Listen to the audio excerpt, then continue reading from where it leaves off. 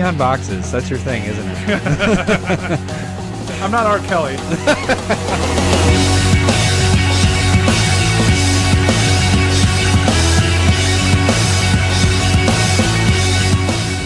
Hello, Adam, my old friend.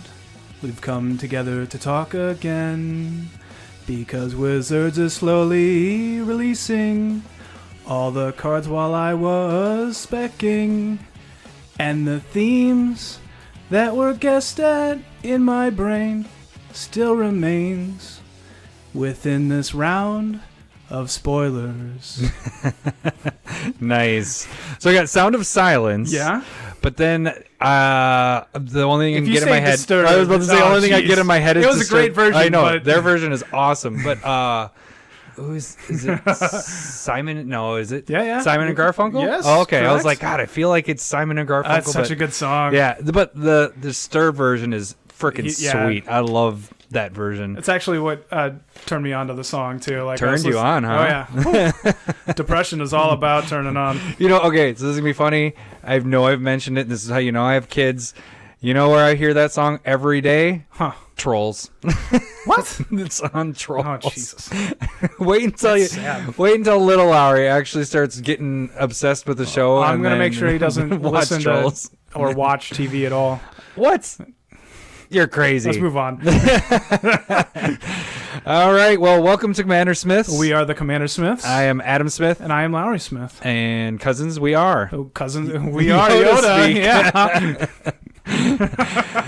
This is episode 24? I believe so. Well, it's going to be kind of interesting. We talked about it before. This is going to be 24 and 25, yeah, actually. We're going to be recording back to back here, but we're going to release one episode a little later because, again, I'm going on vacation. Yeah.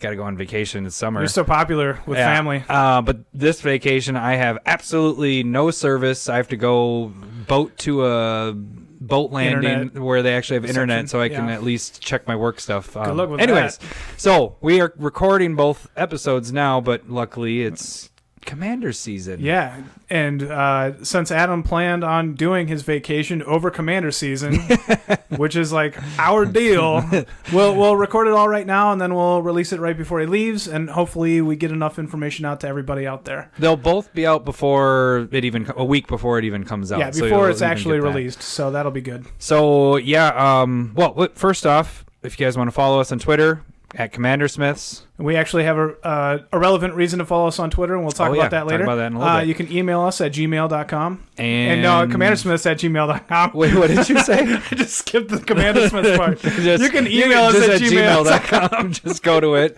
Just go to Gmail and just this is why we got the piece of paper in front of us, and I fuck it up. Well, and I was just saying before the episode, I was like, we don't even look at this. It's just like a reference to remind us, hey, there's a white piece of paper in front of us. We're going to talk about this. You can also go to YouTube, subscribe, like our stuff, whatever, share it if you like. Our videos, no, just keep it to air yourself. Quotes, but they're not videos. They're... Put your headphones on, listen to it. Don't let your grandparents listen to us because you'll probably get grounded. Get grounded. Because for some reason your grandparents can ground you. I don't know. You got really strict grandparents if that happens. Man. Yeah, so like Larry was mentioning with CommanderSmiths, the Twitter stuff, we started kind of a new thing this week where Insta Smith specs. Yeah, we're going to call it Insta specs. Insta specs. We don't don't need have to to add throw the Smith into everything. Smith. People get it. We're the Smiths. But so, for example, what happened this week is, and we're going to talk about this too in depth with our segment here. Yeah, when we're talking about the cards. But oh, should we actually talk about our segments first? Or I've already started this. Well, I've already started down this rabbit hole here. Insta specs. So we get a card spoiled that is a brand new archetype with ninjas. Yeah, ninjas have a commander that's badass. Yeah, freaking a good really good commander. And I saw it before Adam did. I texted him, I'm like, so ninjas? And I'm like, I was driving my son to daycare, and I'm like, what the F are you talking about? And actually, I looked up right away, and I was like, holy crap, I couldn't wait to get home. And then we just started buying. Yeah, but... And then afterwards... Then we sent out the tweet just saying, hey, look at the ninja cards because they're going to go crazy. And they're all sold out. Every single one that we bought The foil Betrayers of Kamigawa Ninjas are all gone. So we're actually going to start doing that. And that happened if we see something that's going to go right now before it's going to hit our podcast, we'll tweet it out. And hopefully that'll help people get their cards ahead of time. And that's what happened with Slimefoot. That's what happened with the coin flip cards. That's what happened with... when there's like a new avenue for a deck to be built and it's kind of the first of its kind, it's what grabs your attention and you go, whoa, these cards are going to go. And you're going to make a profit immediately off of those. I'm just waiting for my cards to get back or get to me in the mail, and I'm just going to pop them right back up on eBay. And I might actually throw them down on eBay as well. Oh, wow. I might try that. You're going the eBay way. Yeah. Well, hey, you've done the Card Kingdom stuff. You've done some buy list stuff, so that's a new avenue for you. How'd you like that? I like it. It takes a lot of time, but we can talk about that in the future too. Well, we can talk about it now. We got 2 episodes to do it. Okay, all right. But I mean, this is your first? You sent in 2 now. Two different packages. One was about $95 worth of cards that I got store credit for, and then how close to your 95 was it, or was that what you got? It was $1 off. Oh wow! So they gave you near mint everything, pretty much. Nice. But I keep my cards in.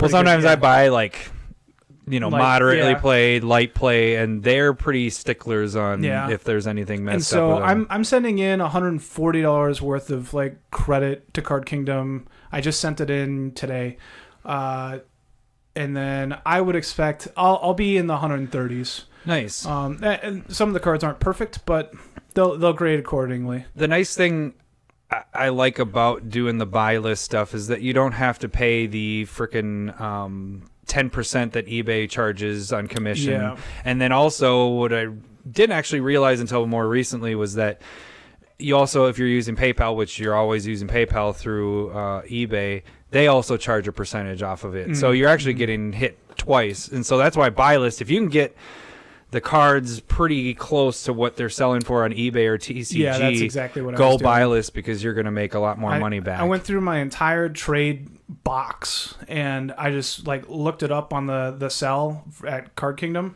and anything that was relatively close to what I could sell it for on TCG, I just sent it to them. Nice. Very nice. And so, I sent out... Well, you were able to buy the specs that we just did, the ninjas this week. You used your credit your credit you just got from it last week and bought all those ninjas and up. So that should help me out in the future. I mean, shit, I could just sit down and sell it back to Card Kingdom after getting it from them. I've actually done that where I get it from them and the price already spikes and they raise it because they don't have any more copies. And I'm like, here you go. Here you go. Right back to them. But yeah, so sweet. Hopefully Card Kingdom isn't listening to this. I don't think we're big enough yet. Nope. They might be like, what are their names? If they tried to sponsor or whatever. And it's like, no, we're removing our sponsorship with you. I listened to episode 24 and you guys just talked about fucking us. So... I don't think we have to worry about Card Kingdom. They make a ton of money off of they're one of the biggest card. They do a really good job. Yeah. So. Anyways, but they are not our sponsor. But if you want to be Card Kingdom, you could be. For the they low price of $1,000 per episode.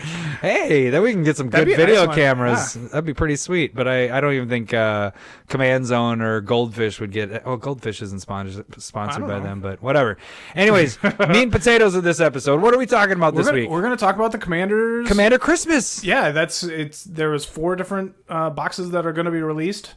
And it used to be more relevant when it was Commander Christmas, when it came out around Christmas time. Yeah. Now it's like in the late fall, early fall. Now it's like summer. It's weird calling it Christmas.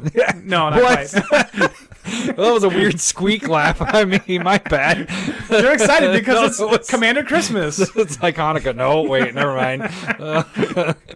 We could turn is there even a relevant holiday? Even close? 4th of July? Labor Day? No, we're beyond 4th of July. It has to be something coming up. Something coming up. Day? Adam going on vacation week? Yeah, that's so excited for that. Everybody pull out your Dutch school boots starting soon? I don't know. Anyways, so this week, or this episode, we're actually going to talk about 2 of the commanders, or the 2 boxes. We'll talk about 2 boxes, and then the next one we'll talk about the other 2. So this one, we'll talk about Saheeli. But what is the commander? It's Exquisit Invention? Is that what I'm reading? The name of it? Oh, shit, I can't read that. Exquisit Invention. Yep, Exquisite Invention, and we will also... Which is red-blue artifacts. Discuss subjective reality as the two which boxes. Is the Esper. Yeah. All of these, the head of the decks are Planeswalkers. And then... So basically, we're just going to break down each one, talk about what cards are in it, some of the stuff that has been reprinted, some of the notable reprints. We'll just kind of list off those. And then we will also... kind of give you some... So our Smith specs are going to be kind of mixed in with all this, because we're going to give a bunch of cards that we think would work well with this deck, or cards that could spike potentially because of... There's multiple commanders in each of these decks. They come with, I think I said 4 of them. So you have your Planeswalker that can be a commander, and then you also print 3 legendary creatures in each one of these boxes. New legendary creatures, I should say, that you could separately make a commander, hence where we get the ninjas from. We'll talk about in the second part. Yep. So that's kind of how this episode's going to break down. It's one big episode. We're just going to talk about that, and then talk about kind of the specs for that deck, and then we're going to go on to the next deck. So why don't you start us off with Saheeli? So we have Saheeli, the gifted deck. Do we want to just go over like new cards first, and then get into... then we'll just go. We'll file through with everything else. I'm down. Do you want me to read it? Do you have it pulled up yet?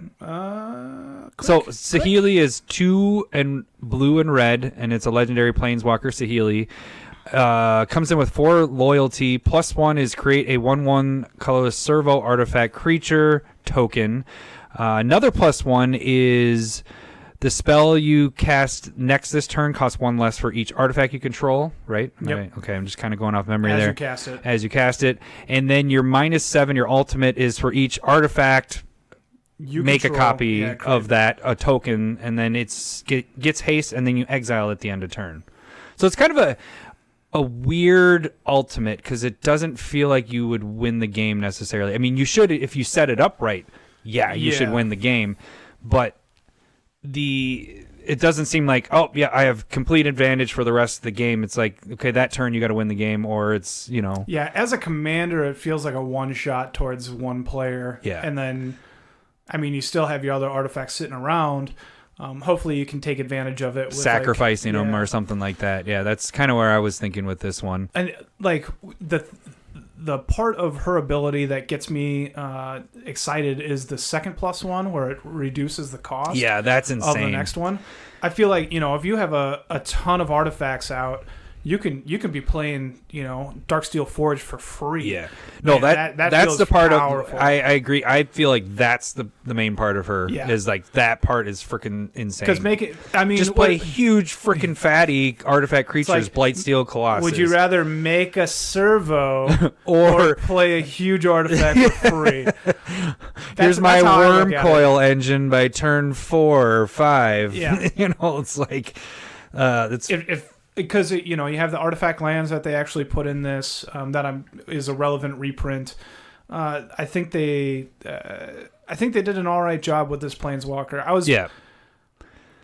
I had to sit down and think about it a little bit. She was probably the one that I don't think I was really over impressed with any of the Planeswalkers when I first read them, but it took some time, and then I'm like, well, I like this about the Planeswalker. Yeah, the second one we talk about is kind of interesting. Like, it's crazy how that one's gonna, like, I feel like there's a bunch of different ways that one could work, but we'll get to that one when we get to it here. Yeah. So I just feel like this, I think Saheeli is going to be, if she's not your commander, I think she's solid in your 99 as well. Like, just, I can see you playing Brea, and then play Brea second, or the next turn play Saheeli, and then play something for free. Yeah. And that just feels like you're getting way ahead. It's like super good ramp right there. Would you play this over Joria, Weatherlight? For the fun factor, yeah. Yeah, it's different, but Joria would be really powerful with the artifacts and everything like that. But and the fun thing that we're gonna do is, once we get these decks, we end up playing each one of them. We go through and just play it how it's built, and we don't mess with it at all. And it's kind of cool, because it's like playing with somebody else's deck, learning how everything works with that. So let's move into the new cards that are printed for this set. So we have Retrofitter Foundry, and that is an artifact. It costs 1. when it comes into play, or there is no when it comes into play. You tap 3, you can untap it. You can tap 2, make a 1/1 servo artifact. Or that's 2. Did I say 2? I said 2, right? Tap 2, make an artifact. Tap 1, sacrifice your servo or a servo to create a 1/1 Thopter, and then you can tap to sacrifice a Thopter and create a 4/4 colorless construct that isn't flying. Normally when you see a 4/4, they become flying, but that one doesn't. And it does not. It just becomes big. If I didn't say it right, that each one of those abilities is a tap, except for your tap 3 and untap. So that'd be silly. Yeah. What? The tap 3 and tap it. Tap 3 and tap it to untap it? Tap. It makes sense to me. Tap. Just want the word tap in there a lot. I think this is a really powerful card. Yeah. In like, again, I'll bring up Brea. Brea makes Thopters, so you could sit down, play Brea, tap this to make a 4/4 colorless construct. Yeah, like that's pretty. That feels really pretty good. Insane. Yeah, and you don't have to. I like that the last. I love that it's 3-2-1 tap.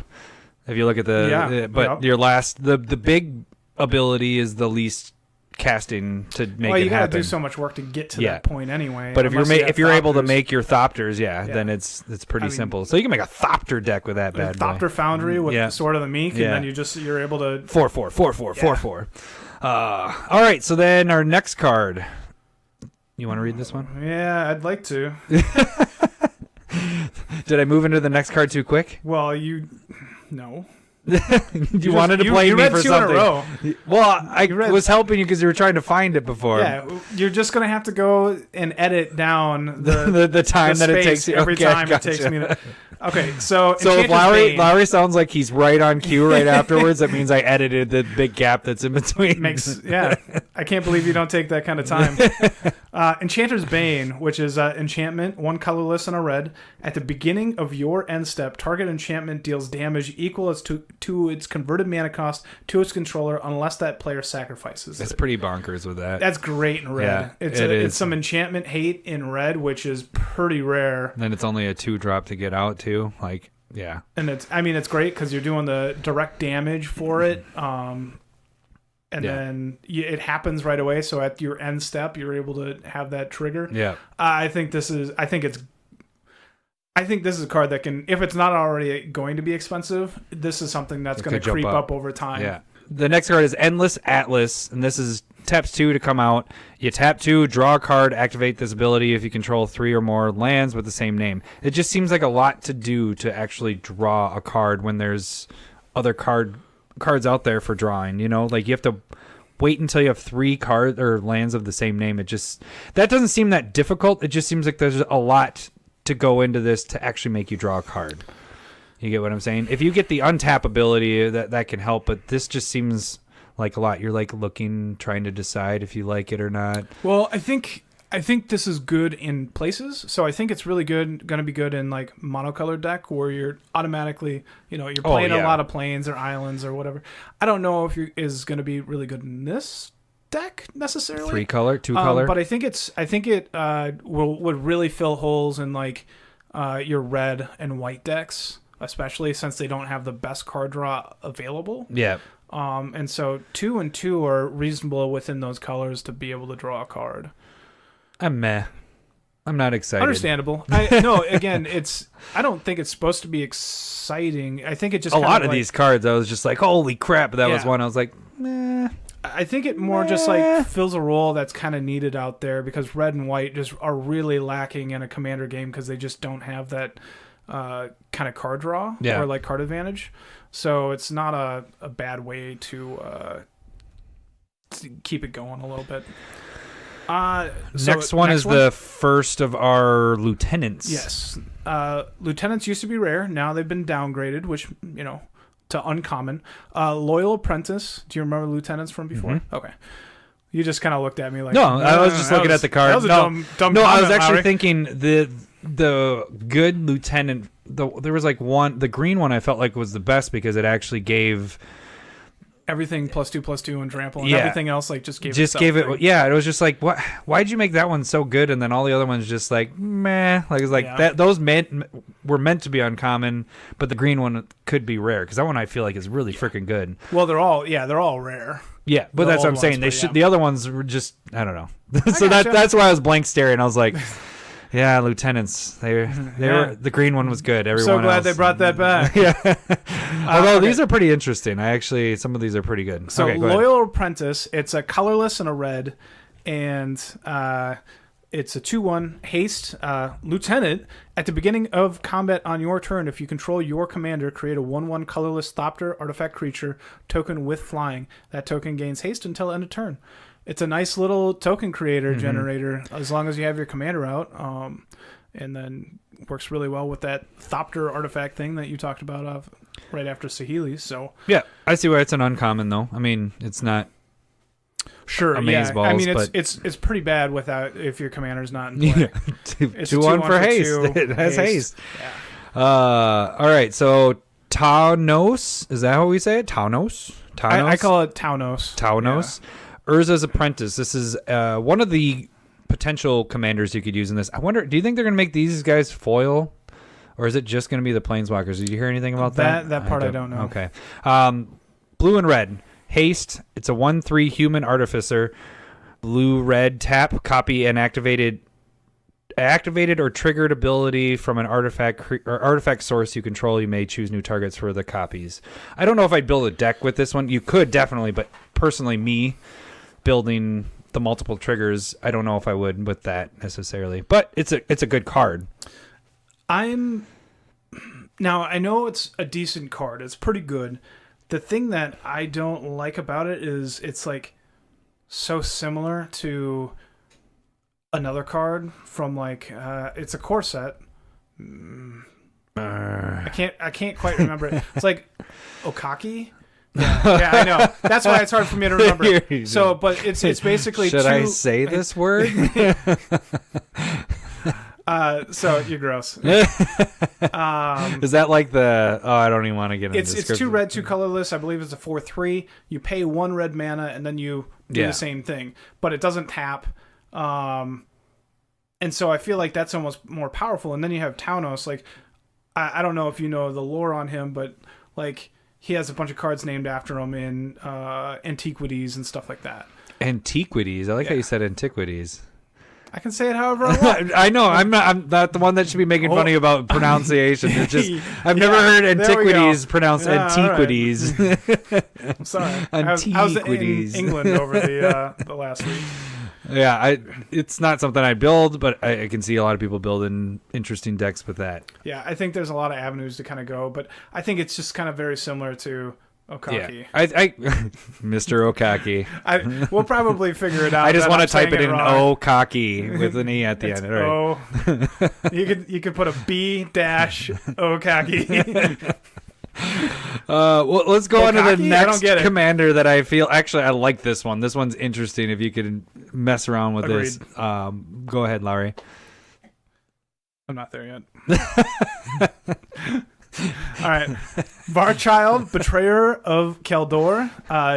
2 colorless and a red for a 3/3. Whenever Varchild deals combat damage to a player, that player creates that many 1/1 red survivor creature tokens. Survivors your opponents control can't block, and they can't attack you or a planeswalker you control. When Varchild leaves the battlefield, gain control of all survivors. It's pretty sweet. Like, I don't know. It just seems like you can mess with a lot of people with that because they can't do anything to you. All they can do is mess with other people. They can't block. They can't attack you. And then you just gain control of. They still can't block when you gain control of them. Yeah, but you still have all these little 1/1s that can attack. Yeah. Shits. So you got to get it through somehow. Yeah, that's the other part. It's like you gotta make him unblockable somehow. So I don't know about using him as your general would be kind of tough. You'd have to get a lot of equipment because to get him through to get you the tokens. Locks it on a Warhammer. Now, weird thing is like I was thinking. Okay, number one, there was a card that spiked off of this too. There was an Alliance. One that creates survivors. Mm-hmm. So it's like a 3/4 that with trample, and when it deals damage, they get that many survivors, but they can't block type thing. Yeah. And that jumped up to like $20-$30, and that's like the second best card in Alliances after Force of Will. Can't wait until we get there with our. Is it an artifact then you're talking about? No, it's a creature. Oh, really? 3/4. It's a colorless and a red 3/4 trample. So it's similar to this, but you're creating more survivors, and then you can gain control of them if Varchild leaves battlefield type stuff. Yeah, so, this would be interesting. I won't build a deck with him, but it's the monocolor stuff that I just don't like to do the monocolor. I like to have options, and I feel like that would be a little tough. Next card is another Lieutenant. This one I'm actually going to get because I have a Drake deck that I'm trying to build for my son named Drake. This one is a Loyal Drake. It is 2 and 1 blue, flying. What are you laughing for? Are you going to put him in a Adam Commander deck so that you have a loyal son? Nice. You're gonna have yours would be easy. You just build a Lowry and a Lowry deck. Yeah. I'd make my own card. You do have your own card. Suicidal tendencies. Sounds bad if you don't get it. At the beginning of your combat on your turn, if you control your commander, draw a card. Pretty basic, but good. Yeah, I think that's better than the other one making a 1/1. This one actually draws you. Just being like a 2/2 flyer for 3 is not a bad deal in itself. So that one's pretty decent. Let's move on. I actually like this next one. Yeah, I'm getting all the good cards. Yeah, you are. Saheeli's Directive, X and red. It has. Damn it! Why do I always say my stand? Stuff. It didn't show up in the last episode. It didn't. And so, but I hit the spring there. Whatever. Cut that out. It has Improvise, so you can tap artifacts to add 1 colorless mana, and then reveal cards. Reveal the tap X cards from your library. You may put any number of artifact cards with converted mana cost X or less from among them into the battlefield. Then put all cards revealed this way that weren't put into the battlefield into your graveyard. So it's like Genesis Wave kind of thing. Yeah, Genesis Wave is all permanents. I think clearly better. Yeah, definitely. But for artifacts, Improvise, it's pretty cool. Like being able to ramp it up a little bit. And I like that the cards go into your graveyard and not under the bottom. Yeah, the bottom of the library. Makes it a little more fair. You could have, or you could work with your stuff in the graveyard. Yeah, that's what I was thinking. Like you might not even be an artifact deck really, but if you want to be bringing stuff back from your graveyard, it kind of works in that realm. Yeah. I actually get a good one, and actually this is one of my favorite out of this whole set. I'm glad you got it. Treasure Nabber. It is 2 and 1 red. Goblin Rogue. Whenever an opponent taps an artifact for mana, gain control of that artifact until the end of your next turn. He's a 3/2. The cool thing is it's a little goblin holding a soul ring in his hand. So they're playing with You just like it because of the art? Yeah. I have 2 soul rings in play. It's pretty freaking sweet with how much Mono Rocks we all play. I'm guessing other play groups play a lot of Mono Rocks. This guy's taken. I feel like this goes in every red deck. Pretty much. I can see that. Like, he's crazy ramp for you. Yeah. And if... I don't know. Like, I don't think you play him right away. Unless you're trying to do it... because they're going to still use their ramp stuff. Because they're not... though, is like, do you play your ramp? Or until he's gone, you hold on to your ramp, your artifact rocks. Why wouldn't you? Well, because I don't want it taken so that you would get so far ahead. Oh, you're saying if you're the person, like I played it and you had your Mono Rocks, would you not play it? I see what you're saying. Well, even let's say if you did, like you played this Nabber on turn 3, and I was going to play a Worn Power Stone.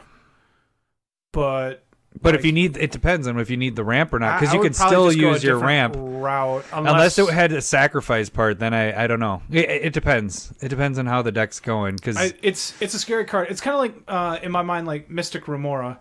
You draw a card, or the player that has it draws a card if an opponent casts like a non-creature spell. It's just like, well, I don't want you to draw a card. Yeah. So I'll wait until that goes away because it has upkeep, costs, and so you just kind of hold it out until it goes away. Yeah, this could at the very least it's slowing other people down. Like what you're saying. I think it's a really good card. I'm just saying, like, I don't know how you play against it at this point. I think for non-legendary creatures and all this stuff, this is like one of the more expensive cards. Like it's your Teferi's protection out of the whole set. Well, I don't think it's. No, it's not that good, but good. red, that freaking is pretty bonkers for taking mana sources. And what if it frickin' took something that had, what is it, Command Sphere, where you can sacrifice it to draw? So you take their stuff and frickin' sacrifice it? Just think if nobody cared and you just took everybody's artifact ramp until the end of your next turn. Like, you'd have so much. You could have like 8, 10 by turn 4. Yeah, that's insane. Yeah. That's not I think this card is must be in our list. If we did we do red yet? No, we haven't. Guess what's going in there? Yeah, this is, core cards for Commander. This seems like a really good card. This is pretty bonkers. Why don't we move into our next one? This one is pretty decent too. I really liked Vidalcan Humiliator. 3 colorless and a blue for a 3/4, has Melcraft.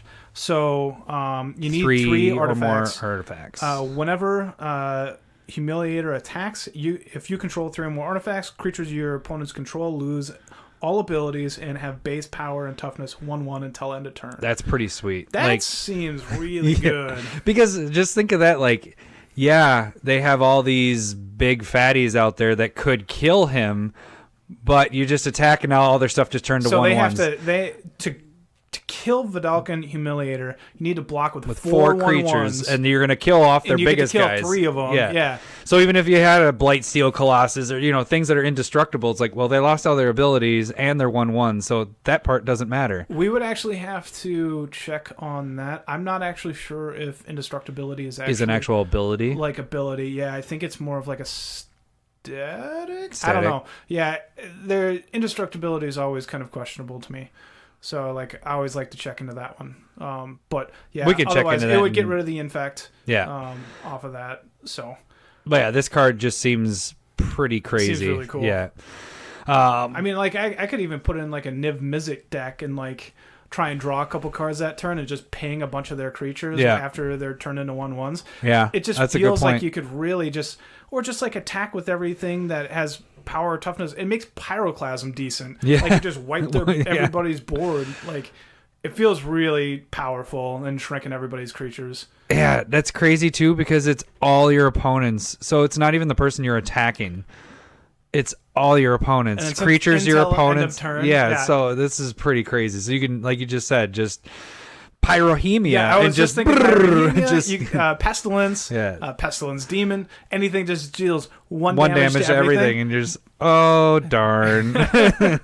I feel like I really dig this card. Yeah, that's a pretty sweet card. All right, and then the next card is our first of the Echoes. They have a bunch of Echo stuff. Yeah, Echo Storms with this. Or Storm, sorry. Yeah, Storms. But they're all, each color has its certain ability. And they're so neat. They're pretty awesome. This one is blue, 3 and 2 blue sorcery. When you cast this spell, copy it for each time you cast your commander this game from your command zone. You may choose new targets for the copies. Create a token that's a copy of target artifact. So if you cast your commander multiple times, you get to make multiple copies of all these different artifacts. All you have to do is cast your, if you cast it once, you get to copy it once. So you get 2 spells right there. 2 of that spells. Yeah, it feels really crazy powerful. Think of this with the ninja. So Ninjutsu is not casting. But then every time it dies, would it go off of the die counters? You know what I'm saying? It says every time you cast it, but you're not keeping track of the times you cast it. You only keep track of every time your commander goes in the command zone. The card specifically states how many times you've cast it.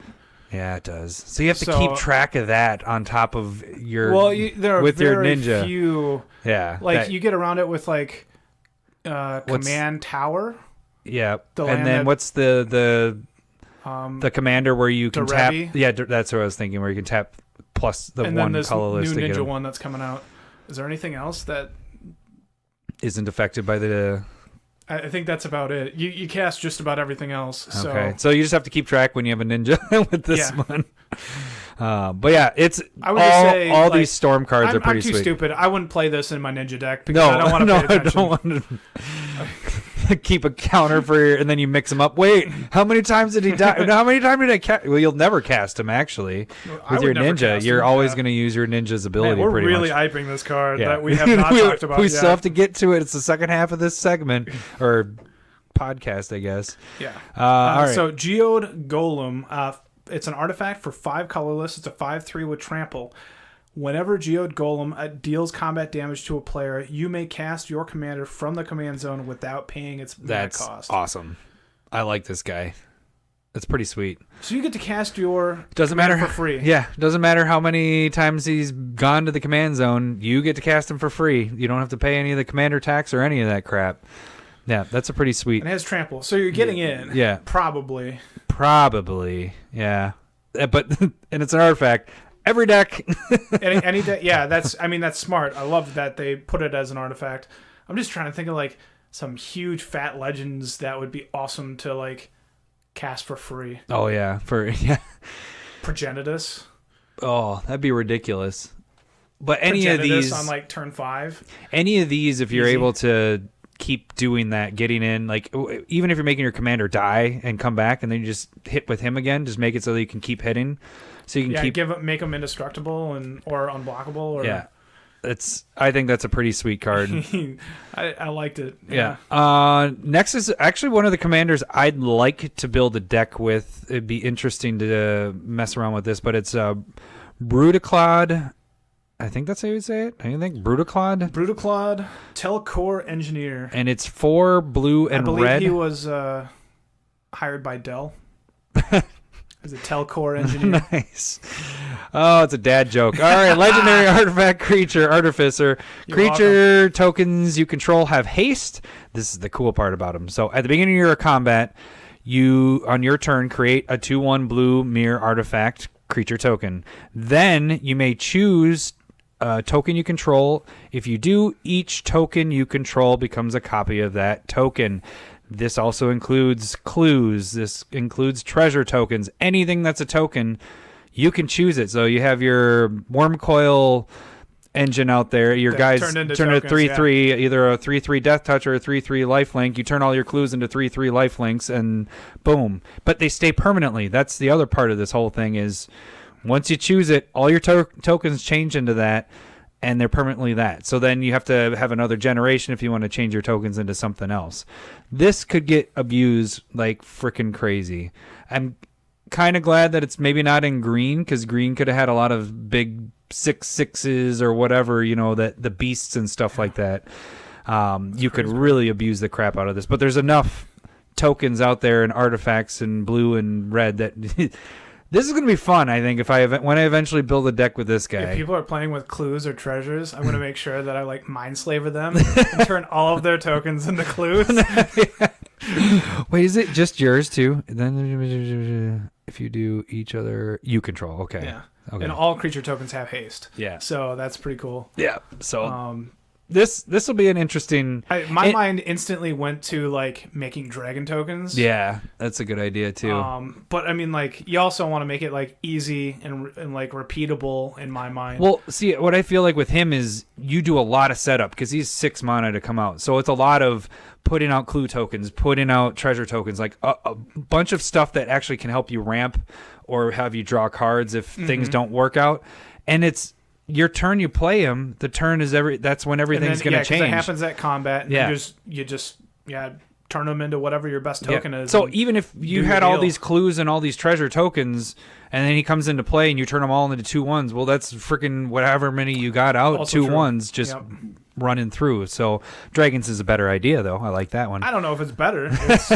It's fun though. Dragons are always fun. The next one, I was so on this one. Really? I really like this one. Was maybe the first one I saw, and I was like, this one weird. Of the Coveted Jewel. It's an artifact for 6 mana. When it enters the battlefield, draw 3 cards. That's already decent. Yeah, that's pretty good. I think it's the bottom ability. I'm trying to get down to that. And then you can add 3 mana of any one color. So it's like Gilded Lotus, just for 1 extra mana, but it draws you 3 cards. And then whenever one or more creatures an opponent controls attacks you and aren't blocked, that player draws 3 cards and gains control of Coveted Jewel. That's where I didn't like it. Untap it. Because they take it. You know what? I think I actually missed that. Okay. I was like, I don't know why you like this so much. I just really liked the first 2 things are really good. You're going to draw 3 cards and you're going to be able to tap for 3 mana. Man, the name is spot on too. But if you frickin'... They're going to come at you and they're going to take it from you. Like, it's, I don't know. There's a lot to it. The first 2 are really good, but then you're just going to get attacked. Because that's... Yeah. I mean, you probably are. Like, I just like it because you can blink it, you can recur it, you're getting the 3 mana off of it. Like... I don't know. But you're not going to build a deck around blinking it and doing all that with this. I mean, just think about putting it in like a Brago deck. Yeah, that just in draws you 3 this, cards. I'm not seeing how it's. Well, I guess you're gonna have a lot of tokens this, to block. I guess that would be the way to get through. But it needs to have one or more creatures. So one creature needs to hit you. I think it just has to be not blocked. Whenever one or more creatures an opponent controls Not blocked. and aren't blocked. Yeah. So just as a same thing, hits you. Have to deal damage. It just has to you go. can fog, but if you don't block those creatures, I guess so. It's even worse for this card. Yeah. So the first two is pretty sweet, but I'll come you know back what? on that, yeah. I'll give you this. At least it doesn't say when the player controls it, they get to draw 3 cards. Oh, no, they do get to draw. They do get Damn to it. draw 3 Okay, never mind. I just take it all back. We'll edit this one a little bit. I was like, at least, and then I see it as I'm talking. That player draws 3 cards. All right, never mind. Let's go on to the next one. Is it my turn? It is my turn, isn't it? Yeah, It is your turn, yeah. Actually, I like this card. It's pretty interesting. Ancient Stone Idol. This is 10 to come out. It has flash, and it's a 12/12, but this spell costs 1 less for each attacking creature. It also has trample. When it dies, create a 6/12 colorless construct artifact. It also has trample. So do you know where this comes from? No. Stone Idol Trap from Zendikar. Yeah. That's him? Yeah. Oh, It okay. turns into a 6/12 trampler. Oh, yeah. So it turns into oh, yeah, Stone because it was Idol the head Trap, thing, basically. the tokens of that. So I love that this is going on. Like, I actually have a foil version of Stone Idol Trap. Oh, do you? Yeah, I got it in our boxes way back in the day. Nice. And so, like, when I saw this, I was like, that's a freaking great idea. I love it. I think it's a pretty decent card too in itself. I mean, you get it attack with 5 creatures. It costs 5. You know, 5 with flash, 12/12 trampler. Yeah. That's a really good cost right there. The only thing it's missing is it should be coming in and attacking at that time. Why don't you read the cards that are in this particular box that are notable? So notable. Let me find it here. Let's just make songs so that it doesn't sound like we're searching for something. Yeah. All right. So notable reprints. Generally, like, kind of what my rule for this was: would I actually play it in a deck in general, or could think of any reason to? So I'm just going to run through them real quick. Duplicant, Chaos Warp, which is a great reprint always. Thirst for Knowledge. Blasphemous Act is a great board wipe. Mimic Vat is a card I love. Mm-hmm. Unwinding Clock, which is great in artifact decks. Buried Ruin brings back your artifacts. And then the Artifact Lands, which they should just continue to reprint those at all the time. Great Furnace, Seed of the Synod, and Darksteel Citadel. And then kind of the notable cards to maybe look at if you buy this and you want to tweak it a little bit. This is kind of our Smith specs after each set. That kind of works. No? What? Well, no, I'm just saying. Or did you want to do that then? I like the idea of Smith spec decks. Smith spec decks? I didn't know. Smith specs of the deck. Okay. We didn't talk about this. I didn't text you that? No. That was a great idea I had. We could do Smith spec of the deck. Smith spec of the deck? Yeah. All right. That's a tongue twister. Smith spec of the deck. Yeah, but right. spec and deck really kind of work together. So Padim, Console of Innovation is one, but that has rotation threat. It's Kaladesh, but it's not really an expensive card as is. I was saying go for foils. Those are around $2 right now. I think that'd be well worth it. Yeah. So, and then you got Storm the Vault, which you could go for either. That works well with the artifacts. Joria, who just got printed of the Weatherlight. Yeah, of the Weatherlight Captain. That one, okay. The foils are 14, so you're really going for the regulars on those. Yeah. Duretti, Scrap Savant. That one has a couple it's been printed a couple times. No foil printing. There is with the latest anthology. Oh, it was foil there. There was foil in that. So there's your foil. Inventor's Fair, that's also rotation risk, but that's a good card in general. It is a really good card, and the foils are pretty expensive at this point too. But I wrote regular foil in that. Hellkite Tyrant, because you're playing a freaking artifact deck. Hellkite Tyrant, if you hit somebody, you take all their artifacts, and then you win the game if you have 20 or more. I've heard a rule of you shouldn't play cards that will like beat you. So if somebody cloned it or stole it and then came back and they took everything. I've heard that as a rule, and But Hellkite Tyrant, you could if you had your 20 or more, if this deck built it. Yeah, and then you just play it and win. Yeah, win the game. Master Transmuter is always a good card, but it's expensive. 14, I think, even for I think regular. that's well worth it for it's a good artifact card. decks. It's a great card. And then Kuldratha Forge Master. There's only one printing. You could go rare or foil on this. I think the rares were $2 and the foils were 4 or 6. So both of those would be good bets on that. And then you can go with anything that's doing tokens. We haven't really dove deep into that stuff, but how we were talking about that commander. If you find something that kind of makes a really nice token in artifacts, or like that Eldrazi twin, you can cast 10 and then you get another 10/10. Yeah. You turn all your tokens into 10/10s. Like, that feels crazy. But yeah, if you want to get into that, I kind of have a little bit of a list too from last time. I was thinking Treasure Mage has a promo. I'd go and get that because that could help with Saheeli. Mm-hmm. Just get the biggest artifact you got for free. That's about everything else. Let's see here. Too many notes. Sculpting Steel copies your artifacts. Will take key on tap stuff.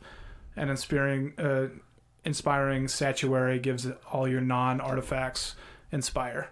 Okay, so you can tap to cast... Right? Yeah. It's tap artifacts to cast non-artifacts. Right. So nice. And I feel like that's something good. I think that was it. I probably don't want to do the recent reprints until next episode. Yeah. All my complaints. All your complaints. Do I want to gripe? I can do. I'll do my gripes at the beginning of next. Yeah, let's do that in the next episode because we're already running. After we go through this next deck, we're gonna be at pretty close to time. Okay, so yeah, that'll be perfect. All right, let's move into subjective reality, and this one starts off with Aminatou, the Fateshifter. Yeah, I think that's the one that I was worried about saying. Aminatou, the Fateshifter. Did I read the first commander? It doesn't matter. You go ahead. You read this one. Aminatou, the Fateshifter. It's a white, blue, black. It comes in with 3 loyalty. You can +1 it, draw a card, then put a card from your hand on top of your library. You can -1 it, exile another target permanent you own, then return it to the battlefield under your control. And then you can -6 it. For the ultimate, choose left or right. Each player gains control of all non-land permanents other than Aminatou, controlled by next player in the chosen direction. That's kind of just chaos. Yeah. There's control a little bit because her -1 ability is getting your stuff back if you frickin' give it to other people because you exile it and then you bring it back and then it becomes yours again. But it just seems like chaos. You gotta this hope one you're next to somebody powerful. Yeah, just take all their stuff. This is the one where I'm like, I don't even know how to build stuff with this. I think this is going to be the most interesting out of all the commanders. It's like, how do you do this? And so I'm interested to see what happens over the coming weeks and months here, what people come up with this deck. I think Commander. I think miracles become a thing in Commander, which is this came out with a couple. They went like all directions with it. They're like, we're gonna take a little bit of here, we're gonna take a little bit of here. Like, it's like not focused. It doesn't seem, but that's kind of how the pre-cons are. Yeah, it's they're like not really supposed to be focused. They're trying to get you a bunch of different things, get some ideas of how you want to build it. Which I think it's a great thing that they kind of do that. So like one thing to note. The -1 goes infinite with Felidar Guardian from Kaladesh. As long as... because then you're and so blinking. It blinks her and then comes back. You do it again. I don't know. You can figure something out. You can just continue blinking it. I don't know, and then succeed somehow. Yeah, because even if you're blinking her, what are you doing then? Yeah, you got to do something else. Yeah, hey, she's gone. Oh, she's back. Oh, she's gone. She's back. She's back. I'd be like, I don't know. I'm sure there's a chain veil out there that would help. Yeah, I guess. You know what? You could actually probably play that Teferi's Oath of Teferi. And then, because you get another, Teferi's Oath, you whatever. get 2 activations out of that, right? And that's white blue. That's white blue. So that would work in this, yeah. So there's a card you can go for. Got it. Smith. What was their segment then? Specs of Smith specs of the deck. There we go. Smith specs of the deck. There's your one right there. Okay, so then we move into the new cards with this, and we have our fourth of the Magus of the balance. So next year we'll be getting the green is probably what we're gonna get because we've gotten four of them. Hope. You got to complete the cycle. So if you don't know what balance is, well, this is a creature because it's a banned card in Commander. in Commander. That's why you probably don't know what it is. But this is balance on a creature. It's 1 colorless and white comes into play. You tap 4 and 1, so they're really making it so it's a little tough to because balance in itself is just 1 white, 1 colorless. And it's a sorcery. Yeah. Does all this that it does. So you sacrifice it. Each player chooses a number. Whoever has the least amount of lands in play, you go down to that. Whoever has the least amount of cards in their hand, you go down to that. And same for creatures, right? Creatures down to that. And this is a 2/2. Pretty bonkers. Kind of crazy they're bringing balance kind of into Commander. Yeah, they're trying to make Commander or like a balance that's fair. Yeah, because it gives people an opportunity to deal with it. I mean, you got to give them haste if you're going to do it first turn, but if you do that, you're paying pay like 7 plus the haste effect. It's like, well, if you're paying 7, then you're probably the one that's in the lead. You're allowed to play balance, but maybe that's the real answer. Print a balance that's 7 mana. Yeah. Not 2. 2. Yeah. But this card will stay 10 or higher. I mean, the other... Do you think so? I think so. I mean... I don't know if it's good. In Commander, it could be. But, again, the wheel is better because it's everybody... It doesn't... Well, the part about the Maguses that I think are good are that, like, the ability doesn't cost a whole ton. Yeah, this is the first one that's, like... It's insane. 5. Yeah. The red one is red and colorless activation. The black one's a black and 2 colorless. The blue one's just one blue. And so this one's a white and 4 colorless for the ability. I mean, that's all you're doing that turn. Yeah, it could be something that you're just saving until you need it. You know, you're not trying to. You just kind of an early game play it out there. I mean, it is going to be gone because you sacrificed it. So if you have no creatures, you might board wipe if somebody decides to attack you. Yeah. So I don't know. We'll see. I don't think he'll do some trickery. I'm sure it's going to be good. I don't think. I'll play with it though. Yeah, I don't think I'm going to play with it either. All right, next one. This one was interesting. They've been trying to get the land ramp into white here. And this one I have a little problem with though. What? Okay, so I need to read it first. Right? Yeah. I'm just teasing until people are excited for you to read this card. Why does Adam have a problem with this card? Nobody cares. I want to know. Oh. Larry's drunk. I was waiting for you to be a dick because I wanted to drink a beer. Okay, so I brought a really good one. I was actually hoping that you were going to be a dick towards the end of the episode, or not even. I was going to say then we filter into the next episode and we were like, why is he drinking a beer? Starting off the episode, I was running out of liquid anyway. Okay, so this one is Stone Woot Stout. I think you should, on air production meeting, you should start posting these with our details of the episode of what beer we drink. I could probably do that. Okay, so this is an ale brewed with pecans, wheat, and rye. 1/4 aged in bourbon barrels. 11.5%. Whoa. And nice. It's tasty. You already had this one? Ooh, yeah, very, very I try and try everything before I bring it up. So if you ever get something that's super bitter, I've probably had it, and I want to torture you. Oh, that didn't sound like a good cheers. Well, make it...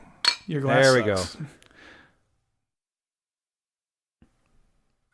It's not bad, Lowry. It's a sipper. It's definitely a sipper. Actually, that's really good. Yeah, that's one of the It has better a lot ones. of great taste. Yeah. And I feel like the Stone is a huge. I think I've maybe even. I was thinking that they brewed it with somebody else, but I'm not really seeing it. So it's fine. funny because I don't ever drink warm beer, not warm, but like Well, room temperature. Cellar cool. Yeah, and most of mine, everything's in the fridge, so and I never have a problem with it when you bring it up because it's always dark, so it's sipping beer anyways. Yeah, so. the colder it has to be, the worse the beer is. Look, that's why Coors is probably the worst beer. Because check the mountains, they're blue. Yeah, if I wanted to drink piss water, yeah, that's what you do. You probably just pissed off a whole bunch of people that drink Coors. That's all right. You can drink Coors, you just have bad taste. It's fine.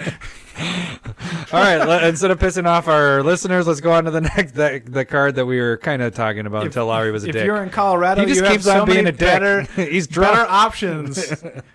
Breckenridge, you got freaking so many different ones. All right, so Boreas Charger. It is a 2/1 flying Pegasus, 2 colorless and a white. When Boreas Charger leaves the battlefield, choose an opponent who controls more lands than you. Search your library for a number of plains cards equal to the difference and reveal them. Put one of them into the battlefield tapped and the rest into your hand. Then shuffle your library. Do you know what my problem is with this? What is your problem? Because it's a really good card. It has to die or leave the battlefield. Is it just a leave or is it a die? Leave. You could blink this. Yeah, It'd be amazing. but then you're building it so it blinks, and then you got to also have the other stipulation. All the other stuff is when it comes in, so you can actually plan it out and be like, okay, this person has more than me, this person has more than me. I play that card. Now the effect takes. This is if somebody has more land than you, you have to try to get rid of it, and people are just gonna go, I'm not gonna block. I'm not gonna block unless you build a deck that's more of the blinking style, which white does have that, but that's my problem with it is that I wish it was when it came into the battlefield because then it would be a lot better. This is a really powerful when it happens, though. It's really good. Yeah. But the thing is making it happen is going to be a little more difficult. I think white should have to try to land ramp like that. All the other ones, all the other land ramp, like Tithe and all the other stuff that comes in, even the other commander with the cats and stuff where it, Tyson just played it when we played the other week where it's you get X land depending on how many more land than they have than you. Those are all isn't that what it is, or is it devotion? When it comes into play, but you only get one for each opponent that has it. So that's like right. this can, if there's a green ramp player that's 5 ahead of you, you get 1 into play and 4 into your hand. That's nuts. But you got to get rid of it. Again, you need, for land tax to work, you need somebody with more. But so there's 2 stipulations with this. Like what I'm saying is the other, when it comes into the battlefield, you can plan that out in your hand. You can hold back a land to make sure that somebody else has more than you, and then you play it and you gain it. This has a bigger plus to it. But if you have this out and somebody has more land, like they're going to adjust to make sure that they don't have more land than you. You know what I'm saying? Like, because this has a huge plus to it. And then even if somebody does get more land, then you got to kill it or blink it. And then you're not really basing a 100-card deck off of blinking unless it is in a blink deck. Then it's awesome because you're already planning on blinking really works. it. Obviously I'm saying it's not in every white deck, again, type of thing. Whereas I would go back to you should have sacrifice outlets in every deck. Yeah. Just so if somebody's trying to steal your stuff, you can make sure that I don't put sacrifice stuff in all my decks. I put at least 1 or 2 in just about every deck. Really? Oh yeah. Yeah, I don't have sacrifice stuff in all mine. And so I think you do that. Blink doesn't go in everywhere, but it's good when Arcades deck showed how powerful Blink can be. It's good when this can go off, but the part is like there's so many stipulations with it. Like I really wish it would have said when it entered the battlefield. I would just say a 2/1 flyer for 3 with that ability is well worth it. I'm not saying it's a bad card. I just said it could be better. I'm telling you what my problem is with it. Let's make new cards on CommanderSmiths. That was just what I was saying, my only issue. I'm not saying it's a terrible card or anything. I'm just saying my only issue with this card is that it's when it leaves the battlefield. It's a little tougher. Agree. I just understand the stipulation and why, and I think it should be there. Yeah. So I don't think that should be an ETB. So it'd be so much better if it was an enter the battlefield. All right, so we have a new miracle card, and this is Entreat. Entreat the Dead. The Dead. It's XX and 3 black, or you pay your miracle cost is nice triple X. X and 2 black. Return X creature cards from your graveyard to the battlefield. Pretty basic. Pretty good though if you can get it as a miracle. This thing's bonkers. No, I'm just saying basic as in like what it does. That is basic bitch. Lowry's getting really drunk now. That 11% is going to your brain. In the head. No, I love that they did a little bit of a callback to Entreat the Angels, and so Entreat the Dead. Same kind of mana cost there with the 3 black instead of 3 white. Didn't we get the Angels in this too? Yeah, that was a relevant reprint. Yep. So I think it's a little bit more work because you need to fill your graveyard, but that's a powerful effect right there for a miracle. Next card. I like Next zombie. You got the zombie up, or you want me to? I'm catching you. No, I was card. doing the. That's why I said it was basic, because I was like, I didn't realize that's pretty... that you were so bored with it. No, I mean, it's pretty self-explanatory. It's pretty easy. Like, Loyal Subordinate. So this is a lieutenant again. It's a 3/1 menace, 2 colorless and a black. This is also a lieutenant. At the beginning of combat on your turn, if you control your commander, each opponent loses 3 life. Zombie is a relevant card type, I would say. 3 life isn't anything to sneeze at. You just have to have your commander out. Mm-hmm. So, I don't know. I wouldn't put this in all my decks or anything. No, but you know what I am excited about? Yuriko the Tiger Shadow! Kind of racist. 1 blue and black. This is the ninja we've been talking about. Legendary creature, human ninja. It has a new ability, Command Ninjutsu. Is that how you say it? Commander Ninjutsu. Ninjutsu. Yeah. So it's Ninjutsu. I guess. It's blue and black. Do you think like Ninjutsu is like copyrighted or something? Why would they call it so ninjutsu? They changed. Yeah, maybe. Maybe that's the actual word. Maybe I should Google shit before I ask. All right, go on. Sorry. So with ninjutsu, what it always, and actually, so I have to be honest with this. I've never played with any cards that have that. I have cards that have that, but you haven't played with it because I was just like, I didn't really look at it. That was during the dark times when we weren't playing really that much at that point. Yeah, we definitely these weren't. Came out, we never actually saw these abilities, and then when we got back into it, I'm like, oh yeah, those cards are interesting, whatever. Never built a deck with it. But what it is whenever you have a creature that's unblocked, you can tap that cost of the 1 blue 1 black, and then you return that creature to your hand, and this comes into play tapped and attacking. It also is unblocked. Yeah, so will it be gets unblocked, through. And then it's going to happen. It's going to happen. Did you read the ability? Yeah. Oh my gosh. When she deals, whenever a ninja, not just her, deals damage to a player, or it's combat damage, so it's not just damage. Reveal the top card of your library and put that card into your hand. Each opponent loses life equal to that card's converted mana cost. That's freaking bonkers. So you understand why ninjas went insane, because there's only like 10 of them, and they're all freaking good when they get. Well, most of them are pretty good. Yeah, there are only 10, and they all have like an ability when they deal damage. Hit. But like the thing is just like. This isn't just like when one or more ninja. It's every ninja hits. Does it. So like so if you have top card, and you could deal a ton of damage to plus the board. whatever your other ninjas are doing, like their things. Like normally the other ones are drawing a card or kill a non-black creature or have opponent discard 2 cards, or there's a ton like.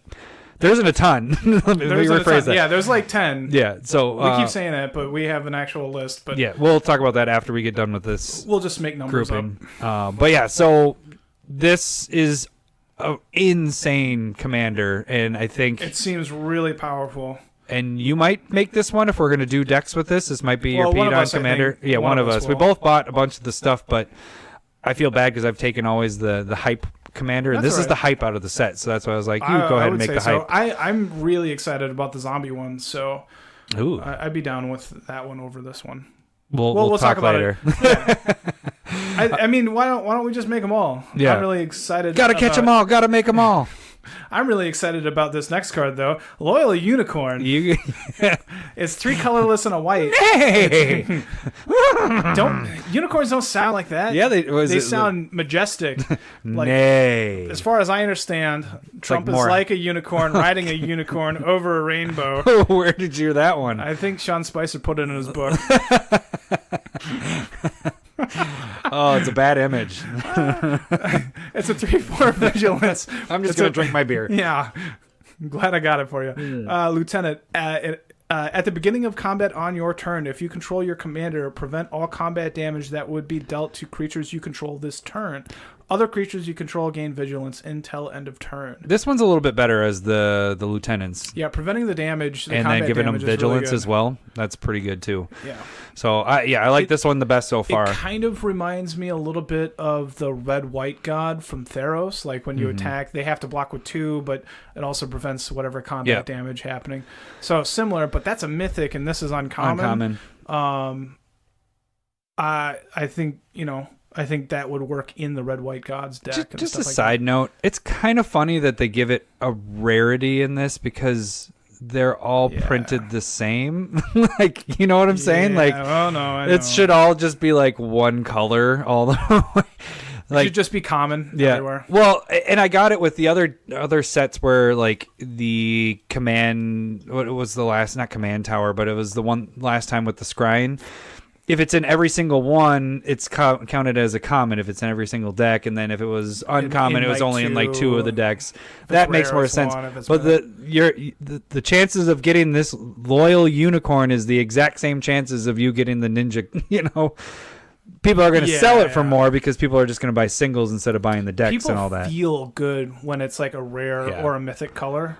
Honestly, like if you go through your deck and it's all rare, even though they're shitty rares, you'll like it better than like a bunch of commons that are worth something. Yeah, just because you're psychologically weak. You're weak.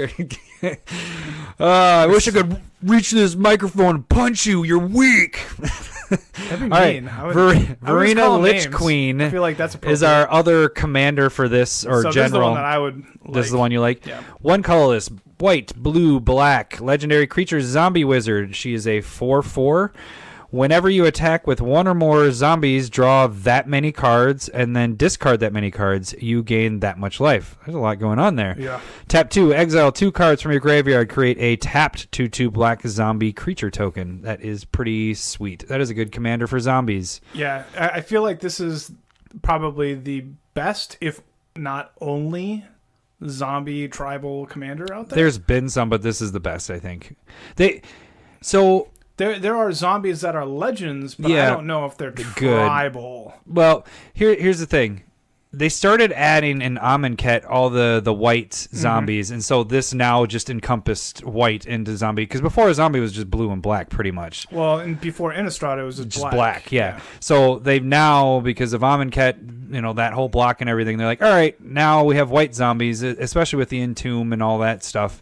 So this is your all-encompassing zombie lord. Yeah, master. this is something that feels really powerful in my mind. Yeah, definitely. I totally agree with that. I wouldn't mind if you peed on it. So it's not maybe.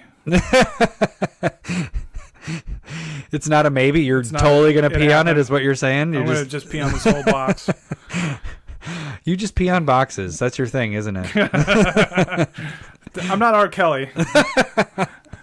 So you get Geode, Golem in that one too. Some people are not going to get that reference at all. Your Dave Chappelle reference? No, just the R. Kelly peeing and everything. What? No, it's he's like totally relevant right now. Oh, it's relevant again? When did that happen again? Well, he was sitting there. Apparently, one of his buddies was recording him going off about like how the media is trying to make him look bad and all this stuff. That was like years ago. No, and but he just made the video. No. And so it was just kind of like, what? Why are you even saying this? Why did anybody post this? You haven't been relevant. That's how he's trying to get relevant, is him posting that. Complaining about him not being irrelevant because of media. No, it's because you peed on people. Yeah. Potentially under. Yeah. All right. Next one. Knight Incarnate. You missed one. Yeah. Geode Golem. It's the What? I said that. We talked about this one. When? In the. Okay. Yeah. The Reaper. Okay.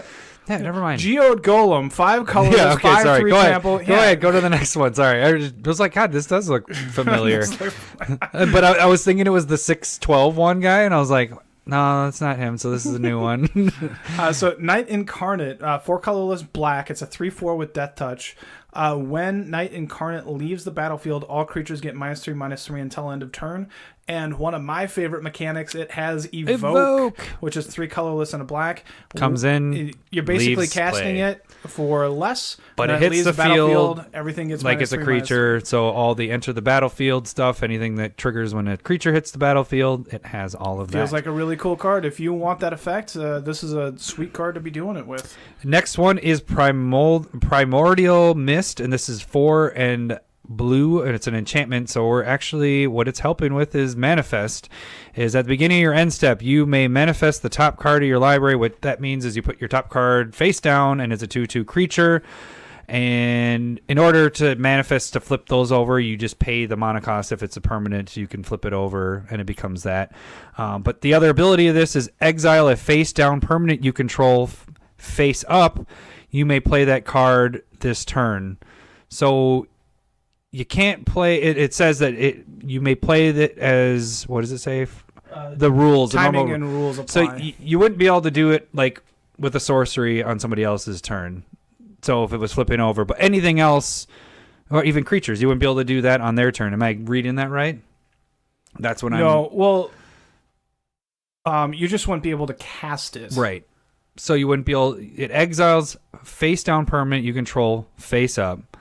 And then you may play that card this turn. So if you're on somebody else's turn and you're doing that with a creature, yeah, or your sorcery, maybe if they try and sell or like steal your manifest creatures, then you're just like exile everything. Yeah. And the nice thing is it's not a cast ability, so you can just do it immediately. You know, so if you're wanting to flip, it's something that manifest doesn't really have a lot, and so it's another tool to add to that tool. Yeah, I don't think there's like a manifest deck. For I wanted to make one. You could do it, yeah, with Animar. Animar would be really good with that, and it works with the colors too. The nice thing about this is manifest you can only like flip if it's a creature, whereas this allows you to cast anything. Okay. I think that's what this is kind of fulfilling. Gotcha. Is being able to cast your sorceries in instance, whereas if you're just manifesting and it's not a creature, you can't flip it over. Yep, that's right. Yep, you're right. So I think this is filling that part of a manifest deck. So it's making it so so everything is playable. Yep. So if it's a land, you flip it over and you play it as a land. You could just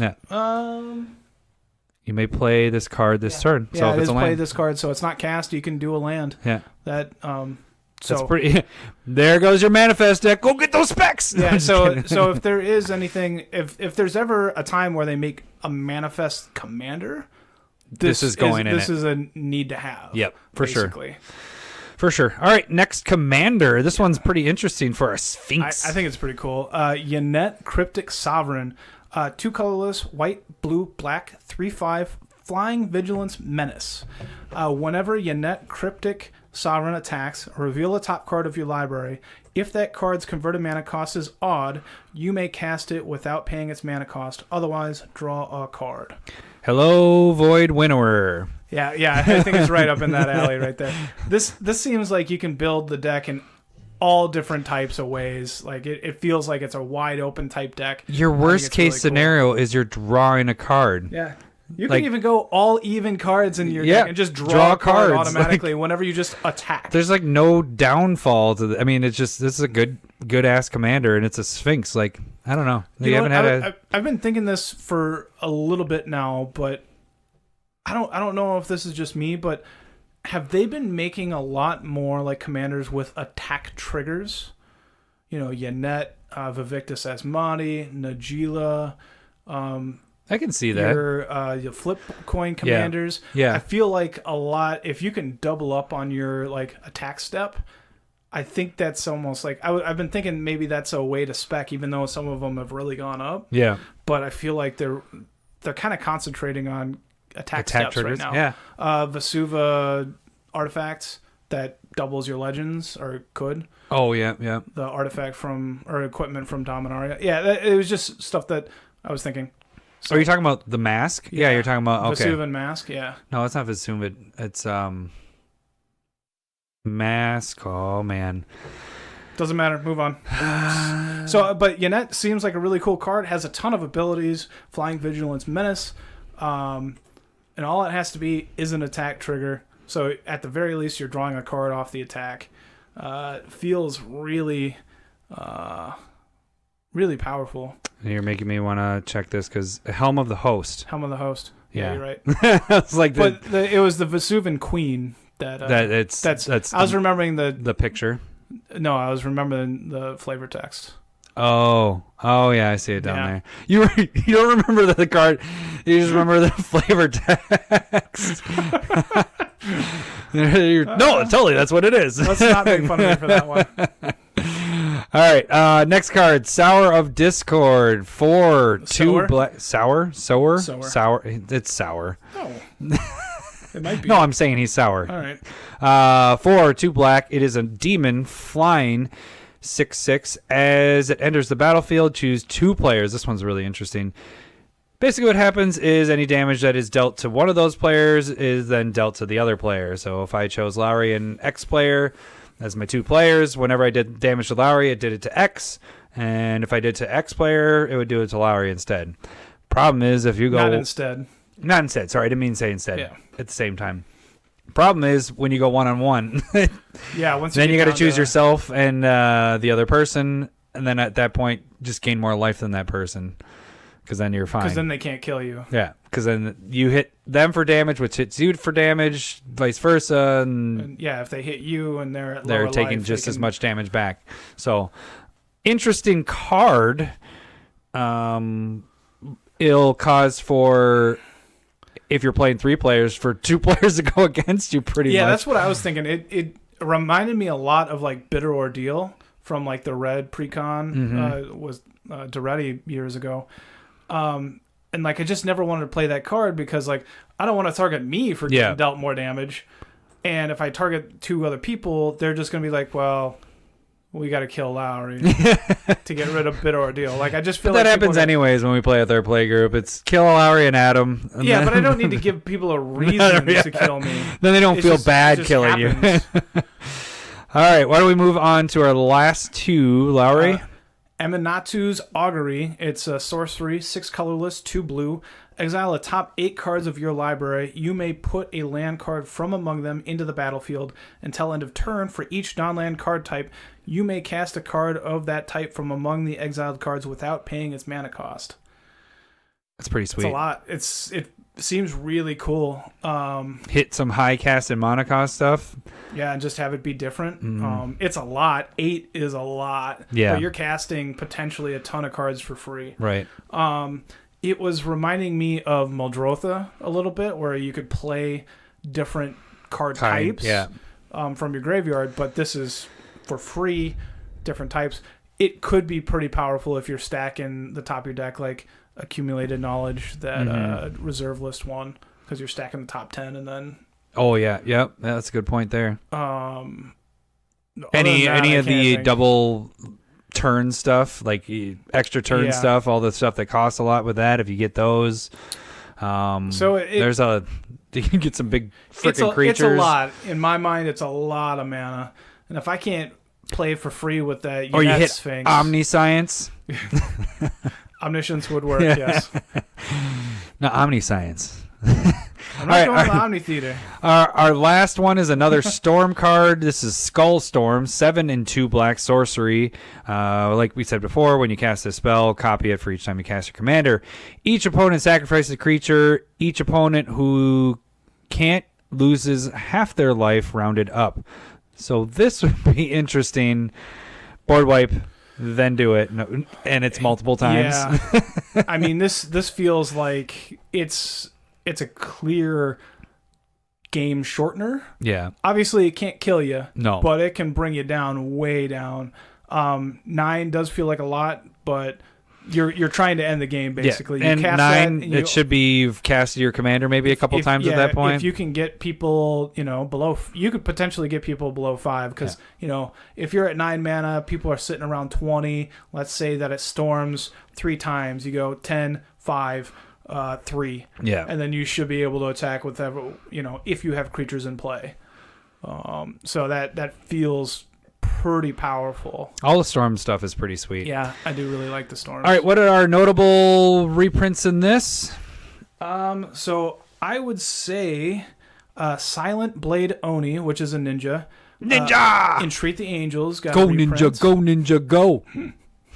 You stealing that from Adam number 2. He's Adam number 1. Adam number 2. was pretty good. He posted that on the page, and then he had the Ninja Turtle stuff. That was great. That was nice. And then I can't every time I see number 2, but he's number 1 in my heart. Oh, you can leave, sir. You can leave. You have Return to Dust, which is a great staple. Terminus, which is a solid miracle card. Army of the Damned, which is, I don't know why it's there. It's flashback, tons of zombies. Oh, zombies. There we go. Ponder's decent too with all that. Do you have that on there? Ponder, Brainstorm, Portent, Predict. I mean, those are there. Those are good. You have, I don't know. Isolated Watchtower, which is a great land. That takes away Shroud and Hexproof. Muldrifter is probably my favorite card. And then you have... that's about it. Oh, speaking really quick, I almost forgot. We do have a land that's in each one of them that we didn't mention. Forge of the Heroes. It comes in. It is 1 colorless, and you can tap it. Target commander that entered the battlefield this turn, or choose target commander that entered the battlefield this turn. Put a 1/1 counter on it. Or if it's Planeswalker, put an extra loyalty counter on it. And then this actual particular set has Isolated Watchtower, which comes in. I put that on there. There's, that's what triggered my mind. I was like, Isolated Watchtower reminds me. I did that wrong. I think there's what? Oh, maybe. Never mind. No, this is the only one. I was thinking it was Isolated. A different what's the card. Lighthouse? Oh yeah, that's the remove the hexproof and stuff. Yeah. Maybe they didn't reprint that. Maybe no, they didn't reprint that. But they did not do that one. Sorry. So Isolated Watchtower, he mentioned it. That's what triggered in my mind to do this, because that was one of the ones that has it in it. What it does is you tap 2 scry. Then if reveal the top card. If it's a basic land, you may put it on the battlefield tapped. Activate this ability only if an opponent controls at least 2 more lands than you. So this is pretty decent, late game, whatever, early game, whatever, but it gives you mana at least, and you also get to scry. So at the very least, you get to scry. No, I don't think you get to scry. Yeah, it says scry, then you may reveal the top card of your library. But you can only activate the ability if your opponent has more lands. Oh, I was thinking it was the last part of the only... The activated ability part is the tap 2 and tap it. So I would say it potentially only taps for 1 colorless. I think it's a cool card. This goes along with the horse that the horse, Pegasus, of course. The Pegasus that we had our argument about. You just need to be far behind on lands, and then with both of those cards, can have bonus. That's what you want. That's what this deck is all about. It has the balance Magus. If you're behind, then you're able to get the bonuses, I guess. Yeah, you gotta be behind. That's the goal. You gotta make a bad deck to have these cards work. Makes sense to me. All right, so let's talk about really quick, because we are really far on time on this. We're fine. You're fine. Everybody wants to listen to this shit. This is awesome. This is the best stuff ever. So the main things to go after with this deck is, like we talked about with the ninjas. Go for all the ninjas that weren't printed, foil of those ninjas if you can. Pretty much sold out everywhere right now. I think so you need to listen in on our Twitter when we're like insta-speccing. Because we will do that as soon as we're like something like this comes out. We'll put them up on Twitter. So I don't know if you get notifications. It'll pop up on your... Yeah, we don't actually know how Twitter works, so you got to actually follow us. And I'm telling you, I had stuff in my cart. By the time I was checking out, which was like 5-10 minutes later, they were gone. So I had to go. I did a purchase, bought all the ones that weren't gone, and then I went back through, and then I bought the ones that I wanted a little bit more of. And by today, pretty much every single one of those was sold out. The only ones you can actually pick up foils, which are good ones to pick up, is Ink Eyes of the Ninjas. Servant of Oni. Yeah. He's a great card. Because it has 3 foil printings. You have the original, you have... Buy a box. FTV 20. Yeah, so all 3 of them, or the original one was already at 14. But then the others were at $3, so you could pick those up probably about $3 or $5, and those I think are still going to spike because that's a must-have in the Ninja deck.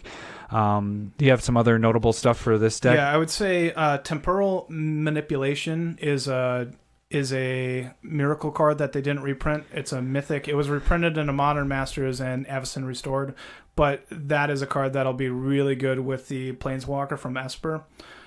Scroll Rack, which we talked about with my Vivictus Asmati deck, but that'll set the top of your deck. It's a great card. Yeah. I was seeing it. It's starting to get bought out on. It's pretty. I was actually looking at that today. I was like, God, I need to pick up a Scroll Rack because I do not have one of those. I would check out Zombie Tribal cards. So like we were talking about earlier, Amonkhet will have the white versions of it. Innistrad will have blue, and then black is everywhere. They have zombies forever. So, and then I was serious about Void Winnower, either regular or foil versions. That we spec'd on that card a few weeks ago, I believe. I think I did like maybe a month or two ago. Yeah, you did. It's gone up a little bit, but then it's kind of come back down. It has a new plateau. I think that could go even higher. Not just because of this deck. I think that's a good card, but it's going to fit in this deck very well with the odd deck.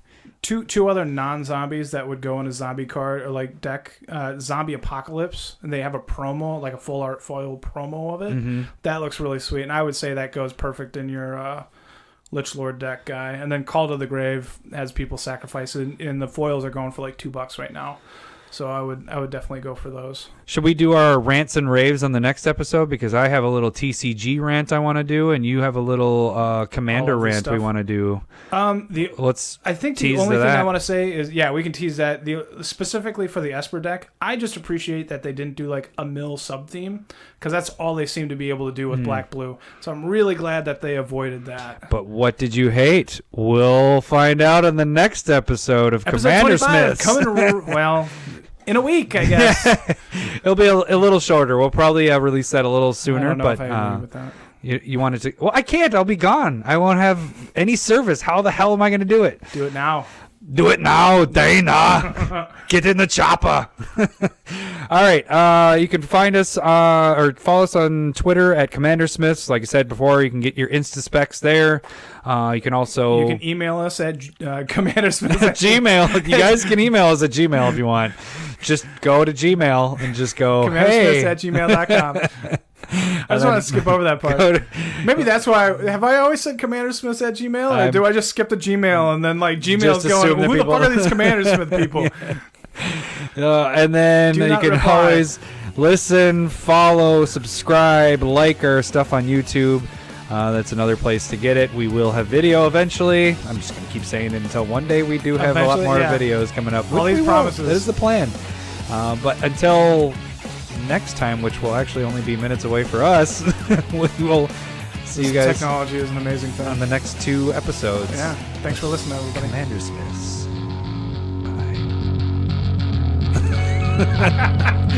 Bye.